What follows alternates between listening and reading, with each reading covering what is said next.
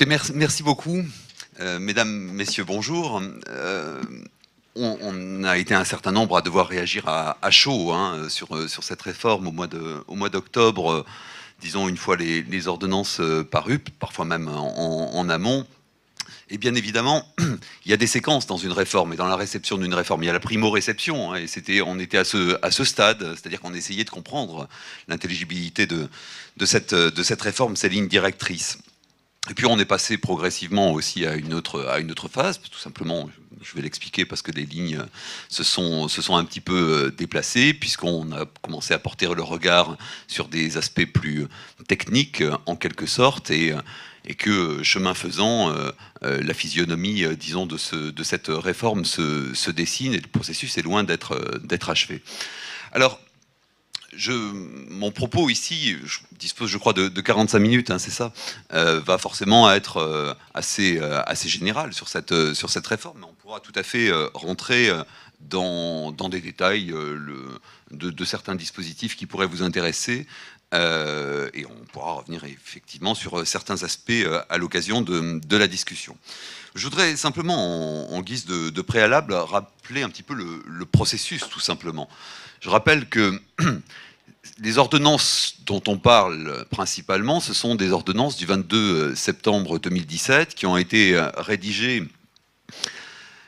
dans le cadre d'un processus tout à fait singulier dont vous vous souvenez. Hein, il s'agissait de rencontres bilatérales, mais ce n'était pas une négociation véritablement, ni avec les organisations patronales, ni avec les organisations syndicales, bien entendu. Et la rédaction des textes s'est faite dans une large mesure dans l'ombre, hein, au mois de juillet et août 2017. On a tous découvert la teneur des textes, on connaissait un certain nombre d'orientations, il y avait un projet de loi d'habilitation des ordonnances qui avait été discuté au début du mois de juillet, mais enfin, on a découvert la teneur et l'ampleur de la réforme véritablement au moment où les projets d'ordonnance ont été diffusés, c'est-à-dire le 31 août. Ensuite, des ajustements sont intervenus pour la version publiée au journal officiel, celle des ordonnances donc du 22 septembre 2017. Suite à cela, il y a eu le processus des décrets. La plupart ont été publiés avant la fin de l'année 2017. Et puis, par ailleurs, il y a eu une ordonnance rectificative, donc une 6e ordonnance, hein, datée du 20 décembre 2017. Ordonnance rectificative, on pourrait croire que ce sont simplement, on l'a appelé parfois ordonnance coquille ou ordonnance balai.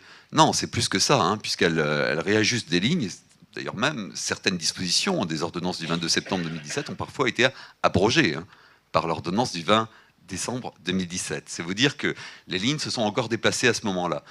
Et elles continuent à se déplacer parce que on est au stade où est discuté au Parlement eh bien, le projet de loi de ratification des ordonnances pour qu'elles aient force de loi.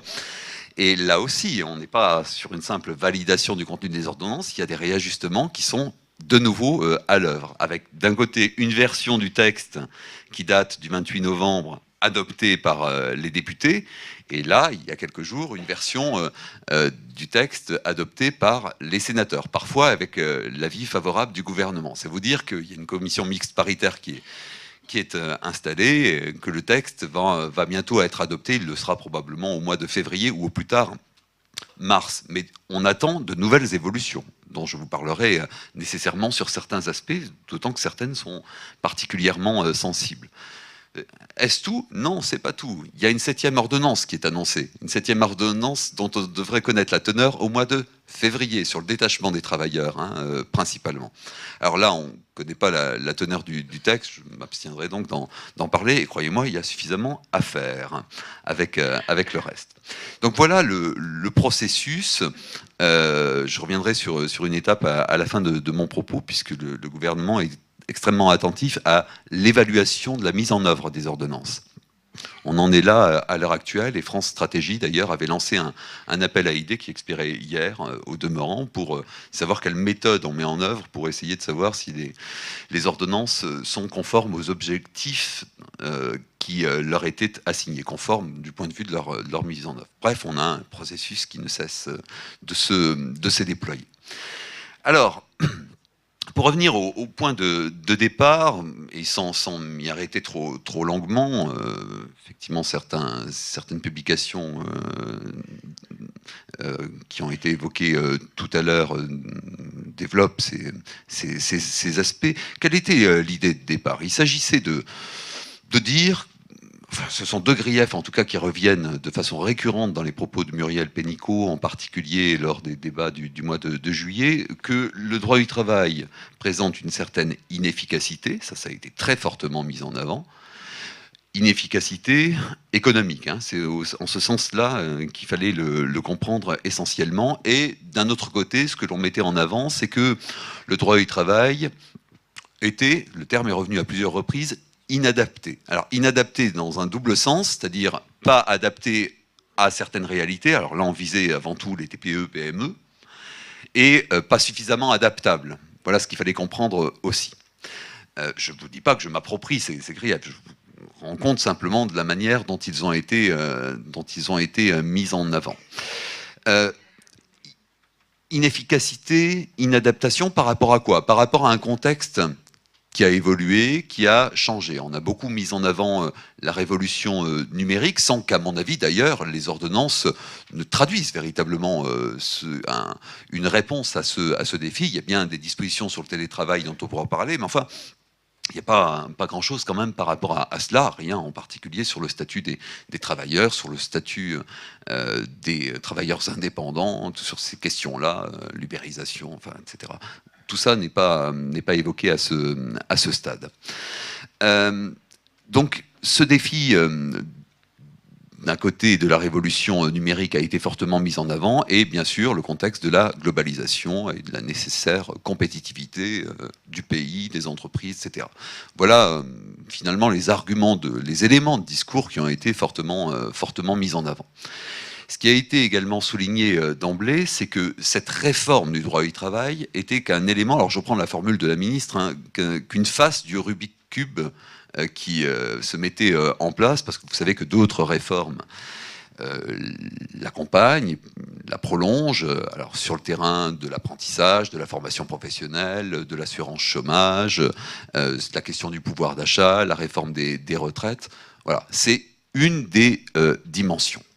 Cette dimension, je crois pouvoir dire, à travers la réforme donc, qui a été mise en œuvre, qu'elle s'articule autour de deux orientations majeures qui, chacune, peuvent se discuter dans leur signification.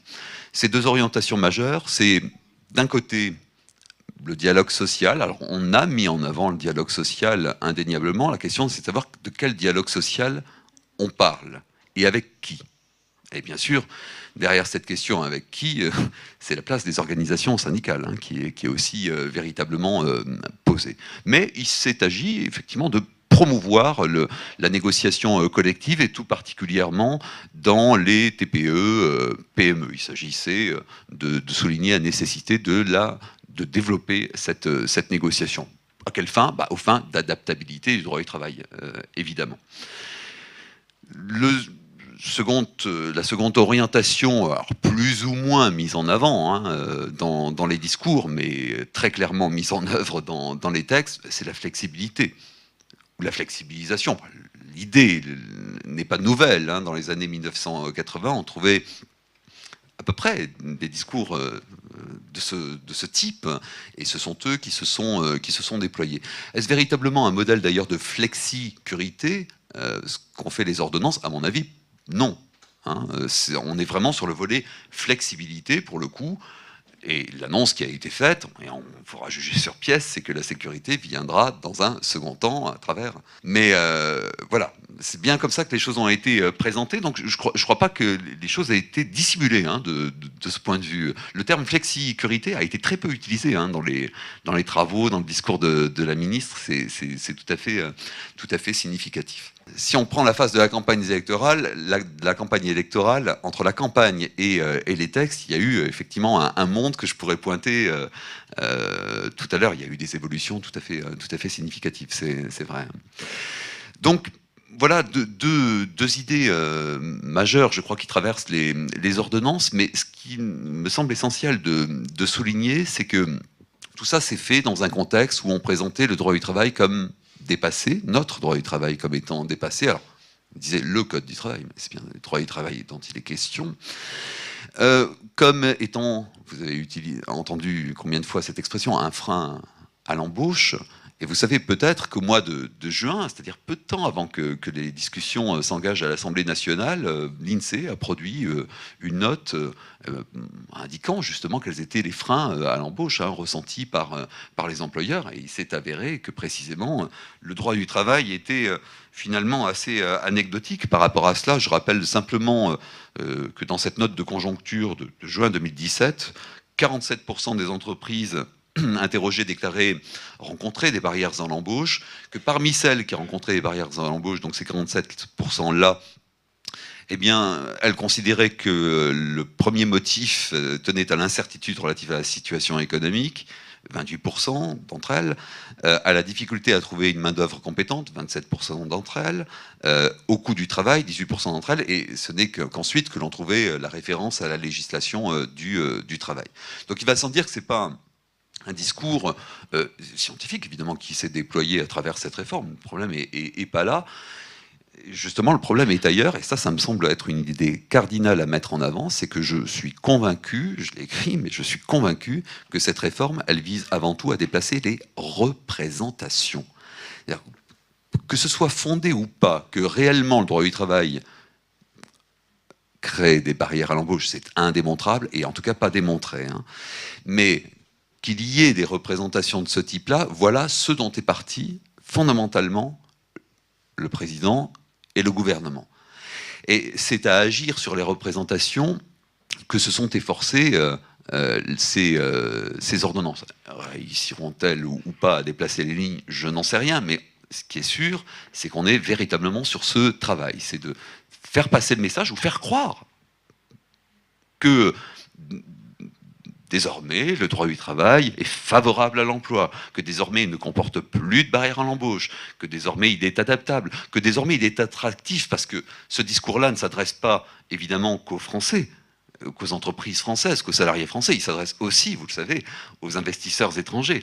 Une manière de leur dire, regardez, ce pays est attractif. Et vous avez bien vu il y a quelques jours à Versailles, le discours qui était tenu, c'est celui-ci, c'est tournez-vous vers la France, elle est en train de se transformer, elle est en train d'évoluer. Je n'ai pas de jugement à apporter là-dessus, mais je suis convaincu qu'on est sur ce terrain précis. Et donc, ce qui va être tout à fait déterminant à l'avenir, j'y reviendrai, c'est la question de savoir si effectivement il y aura eu à l'arrivée des changements dans les représentations des uns et des autres, et de savoir quelle sera ou quelle a été l'appropriation par les acteurs, par tous les acteurs de cette réforme. C'est à l'aune finalement de ces déplacements que l'on pourra évaluer ces réformes, leur pertinence, que ce soit sur le terrain de la négociation collective, que ce soit sur le terrain de l'emploi, parce que quand même, l'argument, il avait été mis en avant. Vous parliez de la campagne électorale tout à l'heure, c'était le premier objectif mis en avant. Il ne l'a plus été ensuite. Dans les travaux parlementaires, vous ne trouvez plus tellement de références à l'emploi, vous le trouvez simplement dans l'étude d'impact qui a été faite, et depuis, parce que là on est en train de travailler sur l'évaluation de la réforme, et le gouvernement met en avant un certain nombre d'objectifs à l'égard de la commission d'évaluation qui a été mise en place. L'objectif de l'emploi n'apparaît plus. En revanche, on met en avant la négociation collective, on met en avant différents autres sujets. Voilà, pour poser le cadre, donc cette question de l'appropriation des acteurs, et ça tombe bien parce que ça vous concerne très directement, elle me semble être au cœur de la problématique. Pour comprendre ces textes, mais aussi dans la manière dont cette réforme va se mettre en place, et puis la physionomie qu'elle va finalement acquérir. Alors, pour en présenter les grandes lignes de cette réforme, je vais simplement prendre 4 angles qui sont des mots récurrents dans cette réforme. Négocier, fusionner, sécuriser, adapter. Je vais effectivement cheminer au travers de cette réforme avec ces quatre mots clés de voûte de cette réforme. Alors, négocier tout d'abord. Il y a effectivement une véritable révolution en matière de droit de la négociation collective. C'est un nouveau système de négociation collective que mettent en place ces ordonnances. Elles le font sur différents modes. Elles le font, pourrait-on dire, dans une certaine continuité, sur certains points, avec des réformes précédentes, et notamment la loi du 8 août 2016. Je songe par exemple à la question des accords collectifs majoritaires. La figure des accords collectifs majoritaires, voilà, elle était dans le paysage. Le calendrier est avancé. Au 1er mai 2018, on aura cette fameuse figure qui sera générale et pas uniquement applicable à la durée du travail, au repos et au congé, comme c'était le cas avec la loi travail.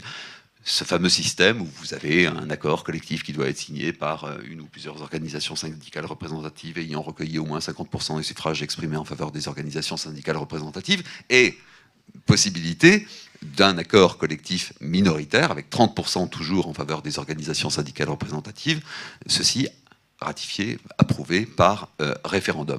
Bon, ce système se généralise, ça c'est une forme de continuité par rapport à la loi du 8 août 2016. Bien. Juste une accélération du calendrier, même chose pour la fusion des branches professionnelles. Enfin, voilà, le processus était enclenché depuis un certain nombre d'années. Ce sur quoi moi je veux m'arrêter, c'est évidemment là où il y a des ruptures avec cette réforme, et quelles ont été les clés de voûte finalement de ce nouveau système de négociation collective. Alors, je m'arrêterai d'abord sur l'articulation entre l'accord d'entreprise et l'accord de branche. Non sans signaler que la fameuse ordonnance rectificative du 20 décembre 2017 élargit le spectre en disant que l'articulation entre accord d'entreprise et accord de branche vaut aussi entre l'accord d'entreprise et un accord d'un champ territorial ou professionnel plus large que celui de la branche, par exemple un ANI, un accord national interprofessionnel. Donc les clés d'articulation que je vais évoquer, elles vont jouer au-delà de la convention collective de branche. Quelle était l'idée de départ? Elle est extrêmement simple. Elle était de dire, c'est très compliqué, le paysage est très compliqué dans l'articulation entre accord d'entreprise et accord de branche, et on va simplifier. Voilà ce qui était avancé. Je rappelle en 2 mots quel était le paysage. À très gros traits, les bases en avaient été posées avec la loi Fillon du 4 mai 2004, et vous vous en souvenez sans doute. L'idée de cette réforme Fillon, qui avait d'ailleurs pas vocation à faire exploser le système, c'était de dire l'accord d'entreprise va pouvoir déroger à l'accord de branche, sauf dans des domaines qui étaient sanctuarisés. Il y en avait 4 à l'époque. En 2016, on en a ajouté 2, donc il y en avait 6 avant la réforme Macron.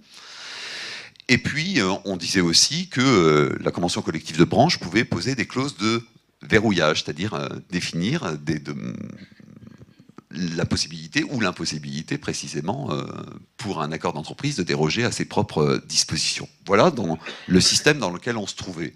Et la loi du 8 août 2016 avait simplement un petit peu déplacer les lignes sur 2 points, en fait, avec d'un côté la possibilité de négocier au niveau des branches un ordre public conventionnel, c'est-à-dire définir des domaines dans lesquels justement il ne serait pas possible pour l'accord d'entreprise de déroger. Je le souligne parce que cette notion d'ordre public conventionnel, elle a disparu, elle a été supprimée par les ordonnances du 22 septembre 2017. Puis par ailleurs, on disait que cet ordre public conventionnel ne jouerait que dans les domaines où la loi n'a pas conféré une primauté à l'accord d'entreprise. Or, c'est précisément ce qu'on avait fait en matière de durée du travail dans une très large mesure. Donc, le système était compliqué, c'est vrai, c'était assez complexe. Alors, on arrive et on dit, on va faire simple, on va constituer 3 blocs. Premier bloc, ce bloc consiste à identifier les domaines sanctuarisé au profit de la branche. On va en dénombrer 13 thématiques sur lesquelles je vais revenir. Second bloc, les domaines dans lesquels la convention collective de branche peut verrouiller, c'est-à-dire peut prévoir finalement l'impossibilité pour un accord d'entreprise de déroger à ses propres dispositions. Et puis enfin, un 3e bloc qui est évidemment le plus important, il faut probablement lire les choses à l'envers, où on instaure, où on consacre la primauté de l'accord d'entreprise. Alors, c'est extrêmement compliqué en fait ce système. L'idée de départ est extrêmement simple, la réalisation est bien plus compliquée que cela. Alors, pour faire simple, je reviens au premier bloc, l'idée de domaine sanctuarisé. Ce qu'on a voulu donner à voir avec cet article, qui est l'article L 2253-1 du Code du travail, c'était que la branche conservait un certain rôle. Donc on a mis en avant 13 thèmes. Je vous rappelle, comme je le disais tout à l'heure, qu'il y avait 6 thèmes sanctuarisés suite à la loi de 2016. Sauf que les 13 thématiques qu'on va retrouver là, parmi les 13 thématiques, 11 d'entre elles étaient déjà des domaines qui étaient du ressort indiscutable de la branche. Je prends par exemple le cas de la période d'essai, par exemple, conditions et durée de renouvellement de la période d'essai. Certes, il n'y avait pas on n'en faisait pas un domaine sanctuarisé, mais il y avait des dispositions légales qui prévoyaient que c'était la convention collective de branche qui était compétente en la matière. Même chose sur toute une série de dispositions en matière de durée du travail. Il y avait des domaines où effectivement la convention collective de branche était compétente de préférence à l'accord d'entreprise. Alors finalement, on a recensé, sur 11 des 13 thèmes, on a recensé des compétences de la branche qui existaient déjà, mais pour les donner mieux à voir. À ces 11 thèmes, on en a ajouté 2 nouveaux. Les 2 véritables nouveautés concernent d'un côté les CDI d'opération et de chantier.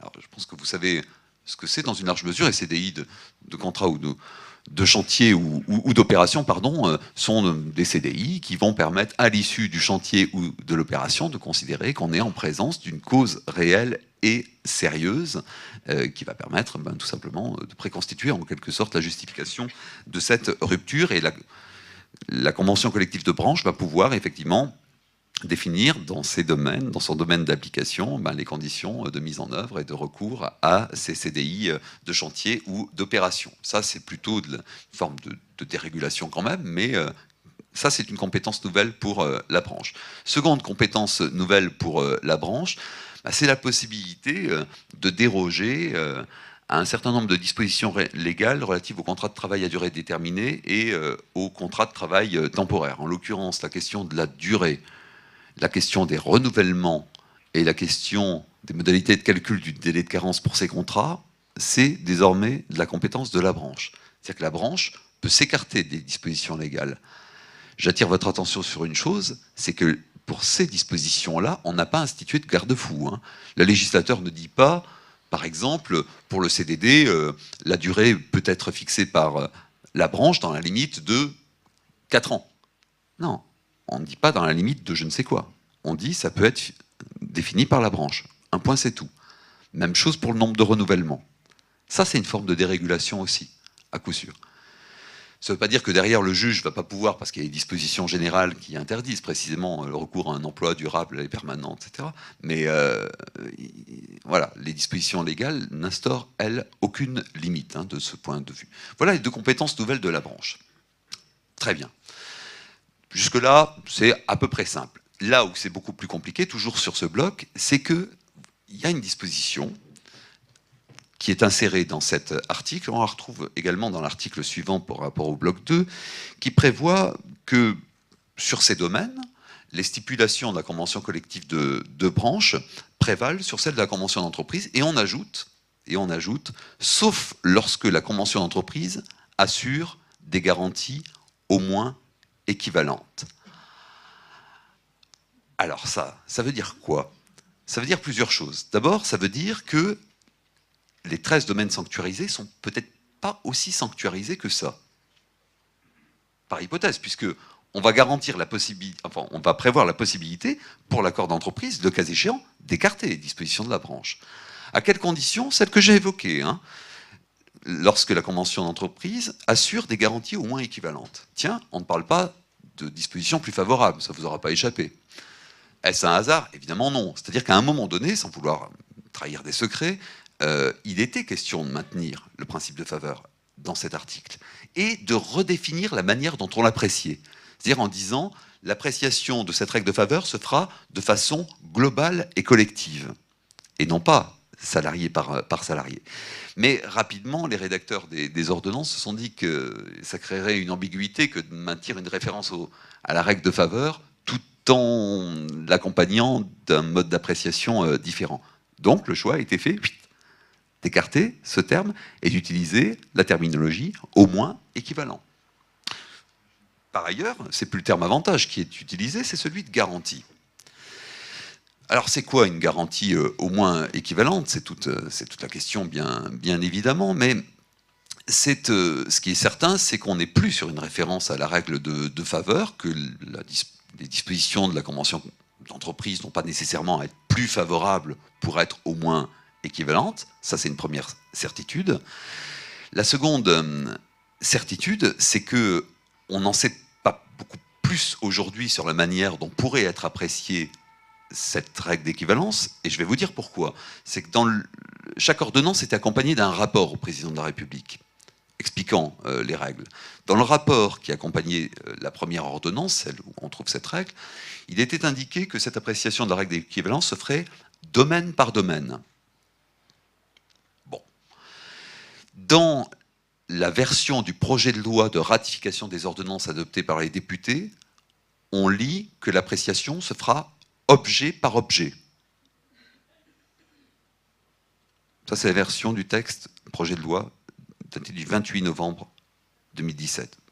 Objet par objet, c'est pas la même chose que domaine par domaine, c'est beaucoup plus restreint. Prenez la période d'essai, hein, la période d'essai, c'est un domaine, la question du renouvellement de la période d'essai peut être un objet. Enfin, dans la version que viennent d'adopter les députés, c'est encore une autre terminologie qui est utilisée, c'est matière par matière. C'est vous dire qu'à l'heure actuelle, on navigue un peu à vue et qu'il va falloir voir hein, comment le texte de la loi de ratification se cristallise et sur quel type de terminologie il y a évidemment un enjeu majeur. Il n'empêche que ma conviction, c'est la suivante, et je ne dis pas que je défends cette thèse, hein, mais c'est une conviction triste, mais c'est une conviction quand même, c'est que quand on parle de l'appréciation de la règle d'équivalence, on parle du juge. Et donc ça pose la question de savoir quel contrôle le juge va faire des accords collectifs. Or, dans l'évolution de la jurisprudence de la Chambre sociale de la Cour de cassation depuis un certain nombre d'années et depuis les arrêts du 27 janvier 2015 en matière d'égalité de traitement, il est tout à fait clair que le juge judiciaire se met progressivement en retrait et ne détricote pas ou évite de détricoter l'accord collectif. D'ailleurs, il y est aidé par toute une série de dispositions de la loi Macron.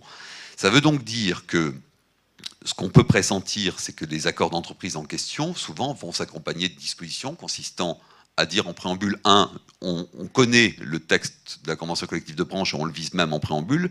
Deuxièmement, nous, signataires de l'accord d'entreprise, nous considérons que les dispositions sur tel ou tel objet, matière, domaine, je ne sais pas, il faudra voir, sont au moins équivalentes à celles de la branche. Je pense que ça va être inscrit la plupart du temps. Et s'il y a une inscription de ce type-là, si les signataires des accords d'entreprise inscrivent des dispositions de ce type-là dans les accords, il est évident que le juge se mettra en retrait. Là, il y a, à mon avis, un enjeu tout à fait considérable. Alors, ce que je veux dire aussi, toujours par rapport à ce même bloc, c'est que dans les conditions que je viens d'évoquer, oui, l'accord d'entreprise va pouvoir, le cas échéant, primer, par défaut, mais primer sur les dispositions de la convention collective de branche, y compris pour les salaires minima hiérarchiques, y compris pour les classifications, pour toute une série de questions qui sont listées ici.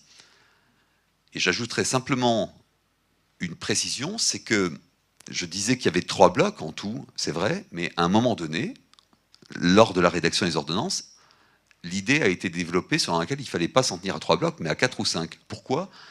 Parce qu'il y a un certain nombre de domaines sanctuarisés qui, en réalité, sont nécessairement de la compétence de la branche. Je vais vous donner un exemple. Prenez, par exemple, la mutualisation des fonds de financement du paritarisme. On ne voit pas très bien ce qu'un accord d'entreprise pourrait aller faire sur ce registre. Prenez la question de la modalité des poursuites du contrat de travail en cas de transfert conventionnel, de changement d'employeur. On ne va pas qu'un accord d'entreprise puisse aller sur ce terrain. C'est nécessairement une convention collective de branche. Donc l'idée qui avait été avancée, c'était de dire il faut faire le tri entre vraiment ce qui n'est pas susceptible d'être abordé par l'accord d'entreprise et ce qu'il est. Mais on a voulu faire simple, et en faisant simple, on a intégré ces 13 thèmes dans ce texte, et au regard de la formulation qui est utilisée, eh bien, théoriquement, il devrait pouvoir être écarté par un accord d'entreprise, même si ce n'est pas possible pour certains d'entre eux. Voilà le message que je veux faire passer en gros. Voilà, vous voyez comme c'est simple déjà. Je suis sur le premier bloc là. Le deuxième bloc, pour faire court à ce sujet, c'est donc le domaine du verrouillable. Là où la convention collective de branche va être autorisée à poser des clauses de verrouillage. Je rappelle que c'était général jusque-là. Les clauses de verrouillage pouvaient être absolument générales. Désormais, ce ne sont plus que 4 domaines. Ce sont les domaines suivants en l'occurrence, c'est la prévention des effets d'exposition aux facteurs de risque professionnels, l'insertion professionnelle et le maintien dans l'emploi des travailleurs handicapés, l'effectif à partir duquel les délégués syndicaux peuvent être désignés, leur nombre et la valorisation de leur parcours syndical, et enfin les primes pour travaux dangereux et insalubres. Voilà. Voilà les 4 domaines, les 4 seuls domaines où il peut y avoir des clauses de verrouillage. Je précise au passage, pour y revenir si cela est nécessaire, que les clauses de verrouillage générales qui préexistaient continuent à s'appliquer pour ces seuls 4 domaines, mais ne s'appliqueront à partir du 1er janvier 2019 que si elles ont été confirmées. Donc il va falloir les confirmer pour qu'elles s'appliquent, encore une fois, à ces seuls 4 domaines, on est bien d'accord. Mais encore une fois, on retrouve la formule, sauf si l'accord d'entreprise prévoit des garanties au moins équivalentes. Ça veut dire que même dans ces domaines verrouillables, eh bien, le cas échéant, l'accord d'entreprise, dans les conditions que j'évoquais tout à l'heure, va pouvoir prévaloir sur la convention collective de branche. Ça, c'est une évolution véritablement majeure. Hein, l'impossibilité quasiment de verrouiller.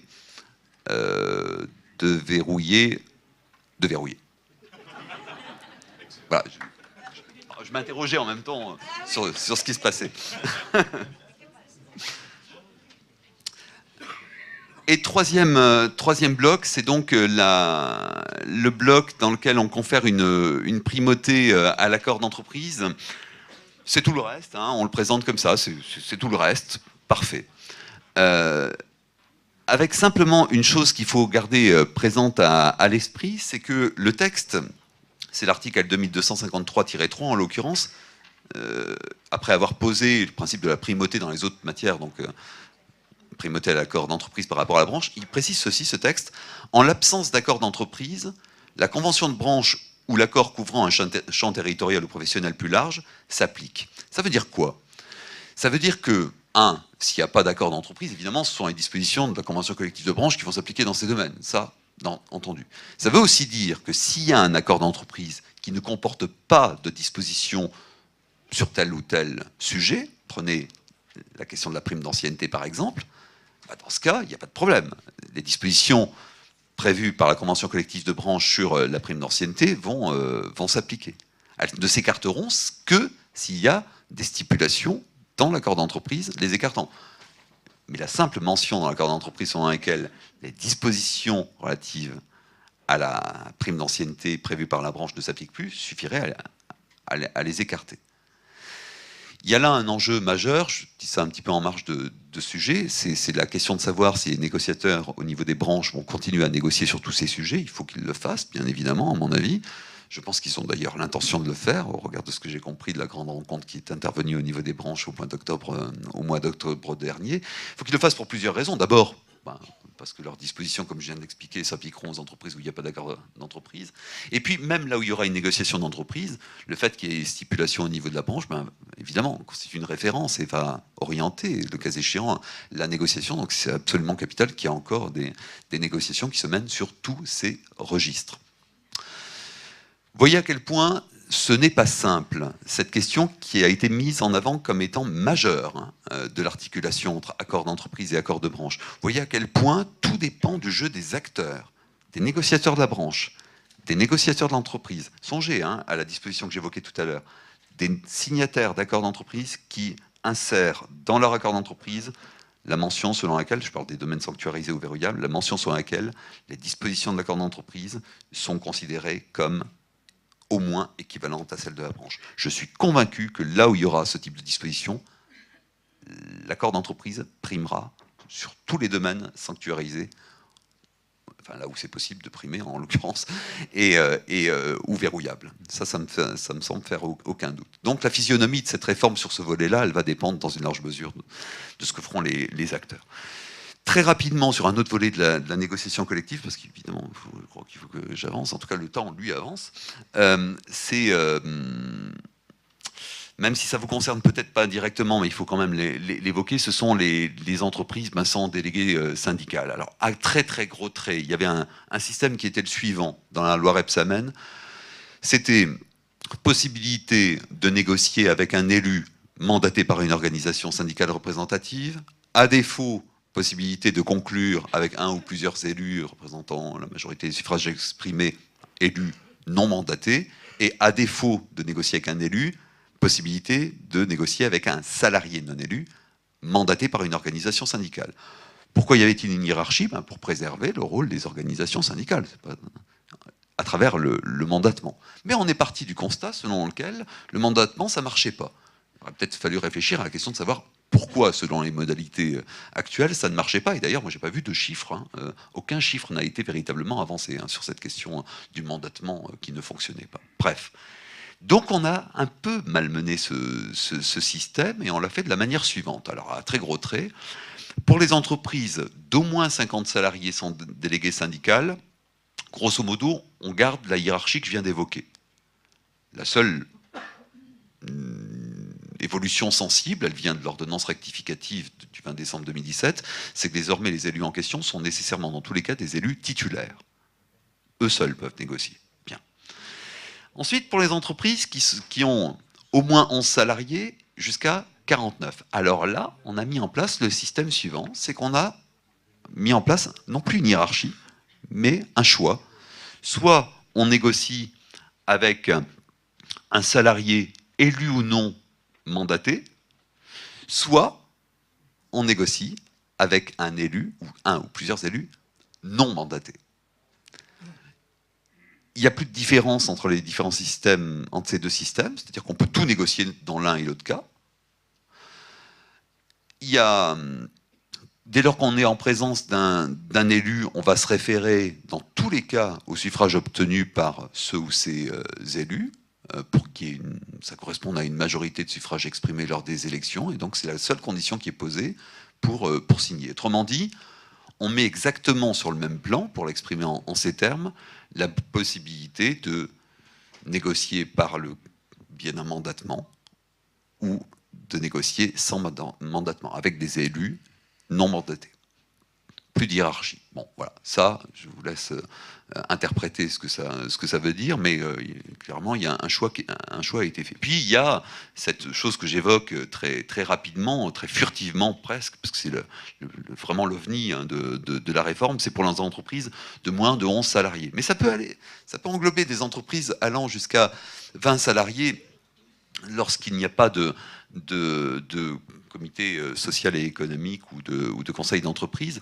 C'est un projet d'accord soumis, alors non pas à ratification, c'était le terme utilisé dans les ordonnances du 22 septembre, le terme a été modifié en décembre, c'est désormais approbation, le terme retenu.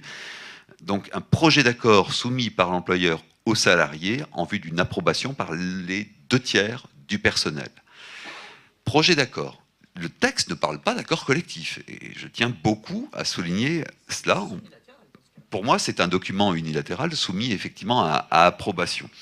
Mais il y a une vraie difficulté par rapport à la qualification d'accord collectif. Ça, c'est un enjeu majeur, et c'est au cœur des discussions actuelles. Bon, d'abord, j'aurais tendance, moi, à penser que si on l'envisageait sous le terrain accord collectif, ce ne serait pas conforme à la jurisprudence du Conseil constitutionnel sur le principe de participation. Je rappelle que le principe de participation, alinéa 8 du préambule de la Constitution de 1946, parle de négociation par l'intermédiaire de leurs délégués. Par l'intermédiaire de leurs délégués. Alors là, il n'y a pas de délégué, puisque c'est direct. Et d'ailleurs, petite parenthèse, il n'y a pas de négociation.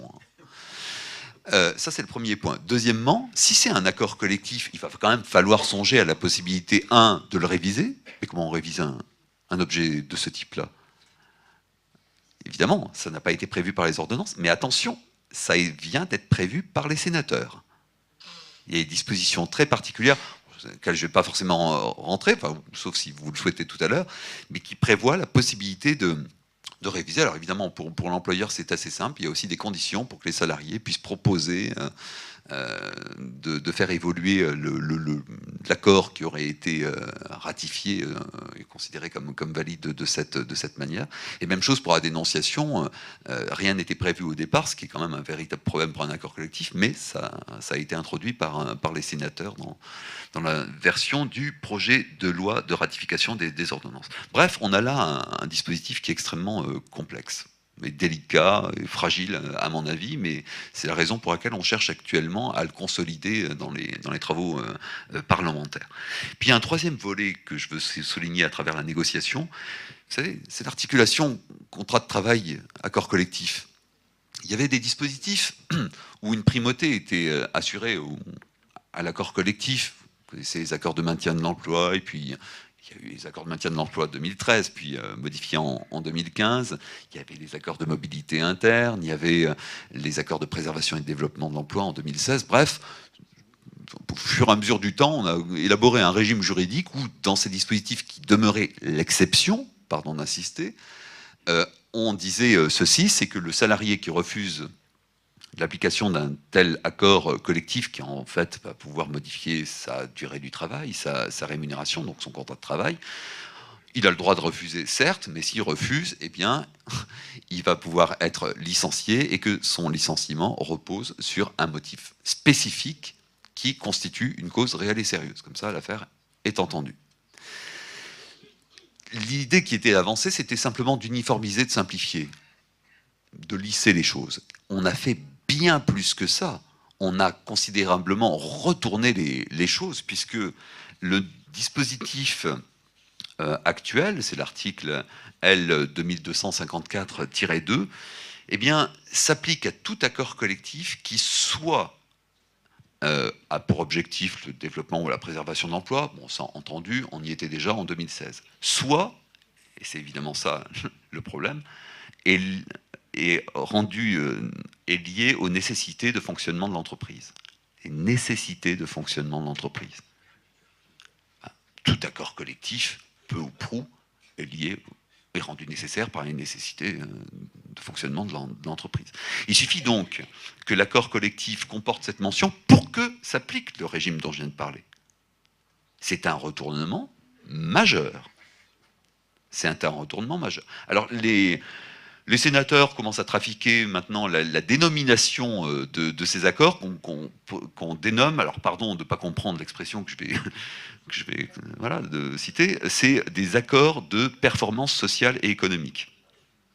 Ça se dénommerait comme ça. Je sais à peu près ce que c'est que la performance sociale et économique, mais des accords de performance sociale et économique, je sais déjà un peu moins ce que c'est. Je ne suis pas sûr du tout que ce soit retenu à l'arrivée. Apparemment, ça ne s'est pas fait avec un avis favorable du gouvernement. Mais ce que je veux souligner quand même là, c'est que ce fameux dispositif, il peut aussi s'appliquer au fameux projet d'accord soumis à l'approbation des 2/3 du personnel, si jamais on reconnaissait que cette chose-là était un accord collectif. Donc l'enjeu de la qualification accord collectif ou pas, ce qu'on disait tout à l'heure, document unilatéral approuvé ou accord collectif, il est notamment dans le fait de savoir si à l'arrivée, on va considérer que cet accord collectif va permettre, en cas de refus du salarié, un licenciement pour un motif spécifique constituant une cause réelle et sérieuse. Voilà comment les maillages se font, si vous voulez. Il me reste juste 3 thèmes, donc je vais évoquer très, très rapidement. Donc nous disons... Nous étions dans négocier. Mais vous voyez, cet aspect négocié qui a été mis en avant, mais ça mérite qu'on s'y arrête longuement sur le négocier. Vous voyez, quand on passe trop vite sur négocier, avec les 3 blocs en disant, voilà, c'est très simple, on passe à côté de tout. Et l'enjeu des débats à l'heure actuelle est véritablement celui-ci. La manière dont la réforme a été présentée, notamment dans les médias, est catastrophique. Parce qu'elle ne dit pas ce qui est fait, dans un sens ou dans un autre, peu m'importe. Moi, ce qui me paraît essentiel, c'est effectivement de comprendre ce qui se joue véritablement et quels sont les hiatus. Et évidemment, c'est un peu compliqué à expliquer, donc les médias l'ont pas fait. Ça se raconte pas en 10 lignes, ça. Donc je prendrai 3 heures. Non, je plaisante. Mais il y a un vrai problème enfin, de ce point de vue, de compréhension de la réforme qui s'est jouée, qui s'est très très mal jouée, je crois à travers ça. Alors fusionner, c'est le deuxième terme que je voulais mettre en avant. Évidemment, il s'agit de la fusion des instances représentatives du personnel. Vous parliez de la campagne électorale tout à l'heure. Je rappelle que la proposition qui avait été mise en avant, c'était la suivante. C'était de fusionner, mais de laisser la possibilité pour un accord collectif de maintenir l'existant. L'existant DP, CE, CHSCT. Puis à un moment donné, au cours de l'été, on est passé sur toute autre chose, c'est-à-dire une injonction de fusionner. Il n'y a pas de secret, c'est pas on peut pas, c'est on doit. On doit fusionner ces instances pour accoucher de quoi? Eh bien d'un comité social et économique, le CSE, qui va être doté, alors en fonction de l'effectif de l'entreprise, des compétences, en principe, qui étaient dévolues aux délégués du personnel dans les entreprises de moins de 50 et de plus de 11, ou au comité d'entreprise et CHSCT dans les entreprises de plus de 50.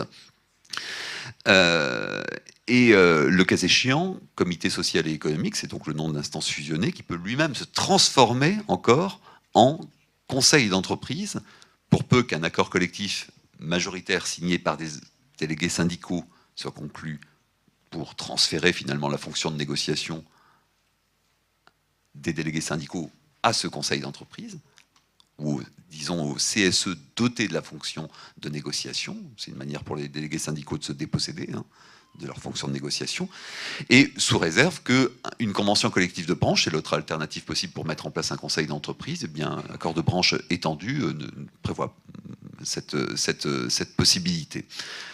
Petite précision, j'ai lu beaucoup de bêtises de ce point de vue. Si jamais, je ne sais pas s'il y en aura des dispositions de convention collective de branche finalement qui prévoient le conseil d'entreprise, mais s'il devait y en avoir, il est bien évident que le fait qu'il y ait des stipulations de ce type-là ne suffit pas à considérer que dans une entreprise donnée, le CSE se transforme en conseil d'entreprise. Il va bien falloir une décision qui se fasse au niveau local, mais à mon avis, cette décision, c'est une décision unilatérale de l'employeur après consultation des représentants du personnel. Mais bon, pas sûr qu'il y ait des stipulations de ce type-là. Alors, que dire sur ce conseil d'entreprise de façon générale? Bon, l'idée, c'est encore une fois de renouveler le dialogue économique et social, pour reprendre la terminologie de Muriel Pénicaud. Il s'est agi de déplacer les représentations. En gros, de dire, désormais, les sujets doivent être appréhendés globalement.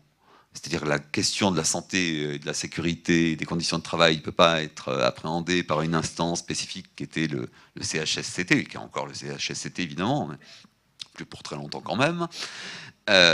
Puis la question du projet de restructuration abordé uniquement par le comité d'entreprise sur son volet en tout cas économique, c'est de dire appréhendons les choses de façon globale et unifiée. Voilà l'idée. Alors, les lignes se sont véritablement déplacées du fait de cette injonction. On a une transformation radicale, une transformation absolument majeure. Il y a un calendrier sur lequel je ne rentre pas, mais enfin qui, en fonction de la position de l'entreprise, de la date d'expiration des mandats en cours, eh bien, conduit à mettre en place un CSE avant telle ou telle date. Je peux vous décrire ça si vous le souhaitez, mais là ça me prendra un petit peu de temps en l'état actuel des choses. J'attire simplement votre attention sur le fait que n'était pas vraiment envisagé dans les ordonnances l'hypothèse des mandats qui arrivent à expiration en 2019, et ça ça va être introduit par les sénateurs. Il y a des modalités qui permettent, le cas échéant, d'avancer la mise en place du CSE lorsque les mandats devraient s'achever en 2019. Alors, il y a eu un certain nombre de loupés dans la rédaction des ordonnances s'agissant des compétences. Par exemple, le droit d'alerte des délégués du personnel en cas d'atteinte aux libertés individuelles. Cet aspect-là avait été complètement zappé. Il a été réintroduit par les députés. Donc, bon, il n'y a pas rien de grave apparemment. L'affaire va être rattrapée de ce point de vue. Il y a des déplacements évidemment très, très importants. que je me contente de signaler. La notion d'établissement distinct, désormais, elle est complètement détachée des élections. Elle peut être rattachée aux élections, mais elle peut être complètement autonomisée par rapport aux élections, hein, la reconnaissance d'un établissement distinct. Et il y a tout un processus qui est prévu. Il faut que ce soit un accord collectif, pour le coup, vraiment majoritaire, pas minoritaire, ou à défaut, une décision, un accord entre l'employeur et la majorité du CSE, ou à défaut, décision unilatérale de l'employeur avec le contrôle de la directe. Deuxième point saillant par rapport à ce qu'on connaissait, c'est que les suppléants, ils ne siègent plus. Hein. Dans ces instances, lorsque les titulaires sont présents, les suppléants ne siègent plus. Donc il y a toute une série de déplacements qui sont intervenus de ce point de vue et qui continuent à intervenir, parce que lorsque ce fameux CSE se transforme en conseil d'entreprise, au départ, on avait dit oui, mais le conseil d'entreprise, il ne va pas pouvoir négocier un protocole d'accord préélectoral, il ne va pas pouvoir négocier un PSE, et on avait prévu des exceptions dans les ordonnances version septembre. Avec l'ordonnance rectificative du 20 décembre 2017, on a tout fait sauter. Hein. C'est-à-dire que toutes les exceptions ont sauté. Un conseil d'entreprise peut parfaitement négocier un PSE, il peut absolument tout négocier. Voilà, donc cette fusion, c'est à gros traits ceci. Donc je continue de plus en plus vite, évidemment. Le troisième mot, le troisième élément clé, c'est sécuriser. Alors sécuriser, comment? Déjà en neutralisant un peu le juge. Hein. Alors, de façon là aussi, de façon assez surprenante. Par rapport aux accords collectifs, par exemple, on a mis en place une espèce de présomption de légalité qui apporte strictement rien par rapport à l'état du droit existant. On dit simplement que celui qui invoque la nullité de l'accord collectif doit le prouver. Bah oui, c'est l'article 9 du Code civil, il n'y a rien de bien nouveau. Alors, on pourrait être enclin à dire une disposition qui sert à rien. Si, ça sert. C'est toujours une affaire de représentation. À force de dispositions comme ça, consistant à dire attention, il faut que le juge soit prudent dans la manière dont il valide un accord collectif, on réussit le pari de créer effectivement une véritable prudence de la part du juge. Ça, je vous assure que ça marche bien, même pour des dispositions qui servent à rien, comme c'est le cas là. Je vous passe les questions des prescriptions. Évidemment, la question du sécurisé s'est traduite notamment par les barèmes d'indemnisation du licenciement sans cause réelle et sérieuse. Pas vous expliquer de quoi il s'agit, vous le savez, hein, avec des planchers, alors, sauf pour l'ancienneté inférieure à 1 an, mais enfin, des planchers et surtout des plafonds qui ont été mis en place, qui ne sont pas forcément les mêmes sur les 10 premières années d'ancienneté, selon que l'on est dans une entreprise de plus ou d'au moins 11, de moins ou d'au moins 11 salariés. Mais enfin, globalement, voilà, on a fixé une limite. Petite question, comment a-t-on fixé ces limites? C'est pas très compliqué, il y a eu 3 études qui avaient été menées, de géométrie variable, une sur 400 décisions prud'homales, c'est quand même peu 400 décisions prud'homales. Une seconde étude sur 80 décisions prud'homales, et puis une troisième, non publiée, qui me semble avoir inspiré la réforme, sur plus de 3500. On a regardé quels étaient les montants d'indemnisation en fonction d'un certain nombre de critères, et ce qui était la moyenne des indemnisations est devenu, alors évidemment pas le plancher, évidemment le plafond. Voilà comment les choses se sont faites. Donc l'idée, c'est quoi? Pour le dire de façon très rapide, c'est de limiter l'intérêt à l'action. Et ça commence à bien fonctionner, puisque c'est applicable depuis septembre, ça, pour le coup. Et beaucoup d'avocats, de salariés, nous rapportent quand même que, effectivement, quand on annonce aux salariés le montant maximal qu'il pourra atteindre au bout de combien de temps d'action judiciaire, eh bien, oui, ça décourage. Mais c'est quand même l'idée, très clairement, sécurisée de cette manière. Et en tout cas, limiter le coût, mais c'est aussi du côté du salarié, donc une forme de découragement. Procédure de licenciement, elle aussi, a été revisitée. Alors, là, en 2-3 mots, sur cet aspect, l'employeur doit toujours motiver le licenciement dans la lettre de licenciement. Simplement, il est autorisé, non pas, attention, à compléter la lettre de licenciement, mais il est autorisé à préciser le motif du licenciement si le salarié en fait la demande ou de sa propre initiative dans les 15 jours de l'envoi de la notification de la lettre de licenciement. Ça veut dire que si le motif est insuffisamment précis, il va pouvoir apporter des précisions dans un second temps. Si le salarié n'a pas fait une demande de précision, eh bien, il ne pourra pas demander la condamnation de l'employeur pour licenciement sans cause réelle et sérieuse au motif de l'insuffisance de la modification de la lettre de licenciement. Solution qui était acquise depuis 1990. Donc, ce n'est que si le salarié a demandé à l'employeur dans les 15 jours suivant la notification de la lettre de préciser le motif qu'il pourra ensuite, le cas échéant, saisir le juge et obtenir la condamnation de l'employeur au titre de l'absence de cause réelle et sérieuse pour insuffisance de motif. Il pourra se placer sur d'autres terrains, évidemment. Je parle bien de la sanction de la procédure. Il y a d'autres aspects sur la procédure de licenciement, je ne les évoque pas. Sur le licenciement pour motif économique, là aussi, je me contente de dire les choses très rapidement. Bah, évidemment, d'un côté, c'est le périmètre d'appréciation de l'élément originel de la cause économique, et en l'occurrence des difficultés économiques, de la sauvegarde de la compétitivité de l'entreprise. Désormais, c'est le territoire national. C'est toujours le secteur d'activité du groupe, mais au regard des entreprises situées sur le territoire national. On a d'ailleurs redéfini le groupe au passage, je ne m'arrête pas sur cet aspect. L'objectif de cette mesure, c'est de favoriser les investisseurs étrangers. Par ailleurs, l'obligation de reclassement, à la faveur d'une toute petite modification, passée presque inaperçue, on l'a, à mon avis, complètement renversée. Vous voyez, au fur et à mesure que le temps passe, j'utilise des termes de plus en plus forts, c'est de votre faute. Vous avez annoncé la couleur.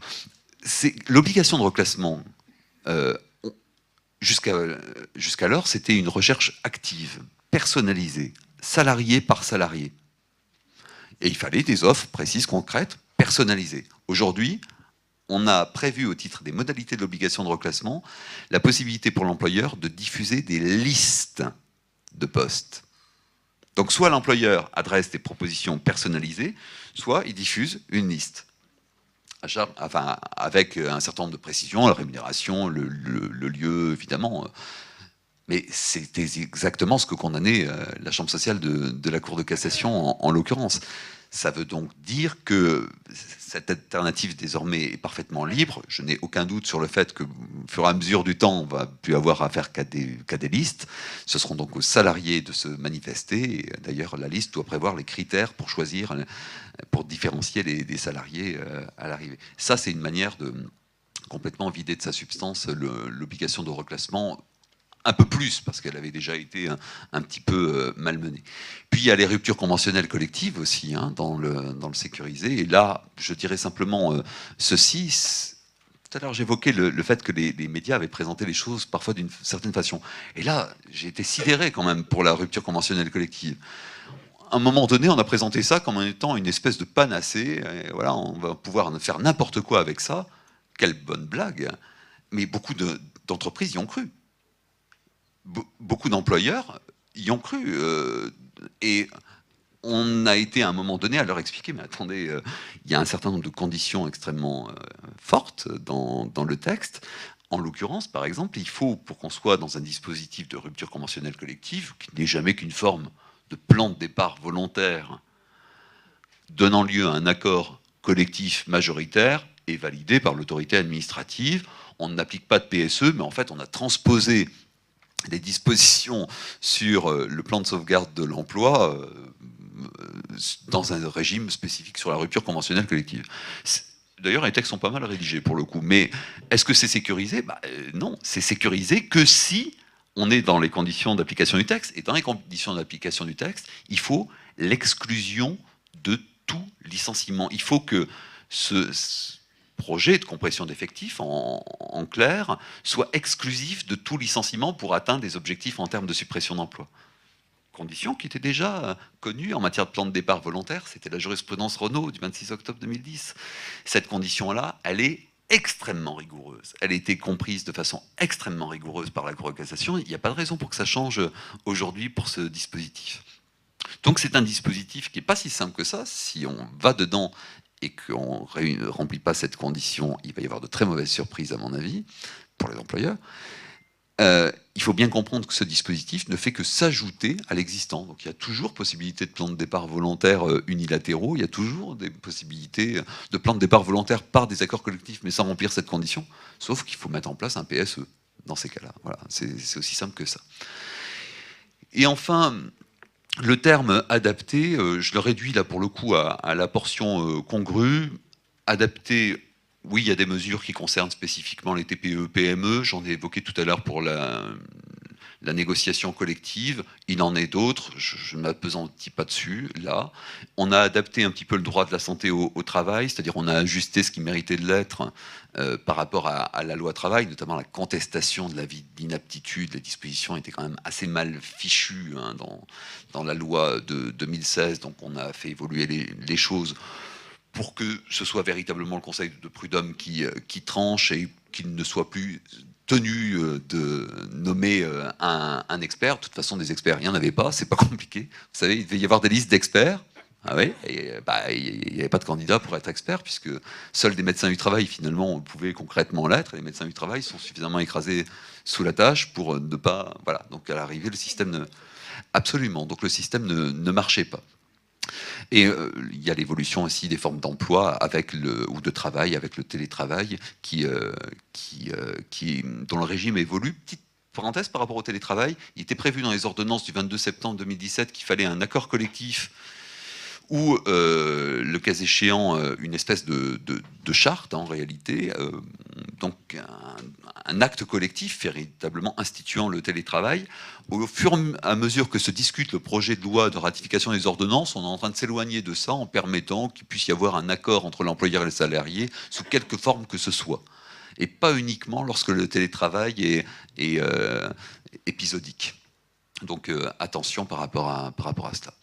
Alors, en réalité, j'en ai fini mon propos, ça vous surprend, mais je suis en train de finir. Oui, absolument. Et donc, par quoi vais-je finir? D'abord, en soulignant que cette question de l'appropriation des acteurs, j'ai commencé par là, je finis par là, est capitale. Cette réforme va être ce que les acteurs vont en faire. Je prends l'exemple de la rupture conventionnelle collective, mais peut-être qu'il y en aura très peu. Alors, ça semble bien parti, hein, pour qu'il y en ait. D'accord. Pinky, PSA, je lis la presse.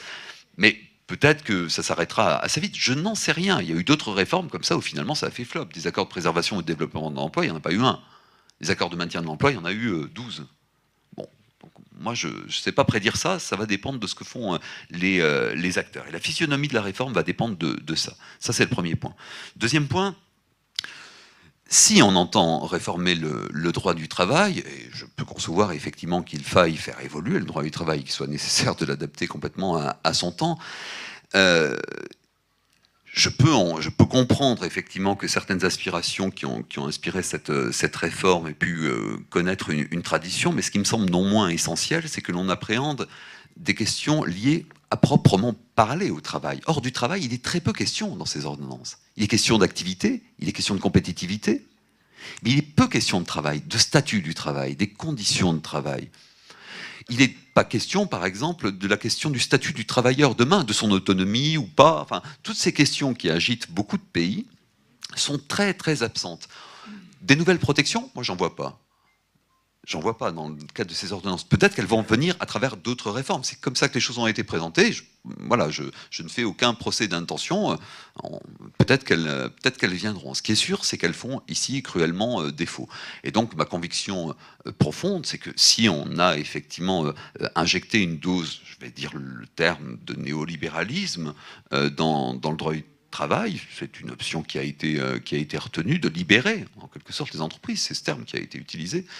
Je ne m'approprie pas ce terme, mais c'est comme ça qu'il a été mis en avant. Il faut que d'un autre côté, alors peut-être qu'on invente effectivement de nouvelles protections, mais il faut certainement que l'on appréhende sérieusement la question du travail et du travailleur. C'est absent de ces ordonnances, comme est absente la question de la gouvernance des entreprises, la question de la codécision, la question de la codétermination. C'est pas le conseil d'entreprise et ses maigres dispositions qui font changer quoi que ce soit. C'est un aspect qui fait véritablement défaut, qui fait que les ordonnances n'étaient pas forcément tout à fait équilibrées. Mais les lignes pourraient se réajuster à l'avenir. Le projet Pacte vise justement à appréhender cette question, à relancer l'épargne salariale, à envisager la codétermination. Donc on verra ce qu'il en est. Mais pour qu'il y ait un droit du travail digne de ce nom, il va bien falloir s'intéresser à la question du travail.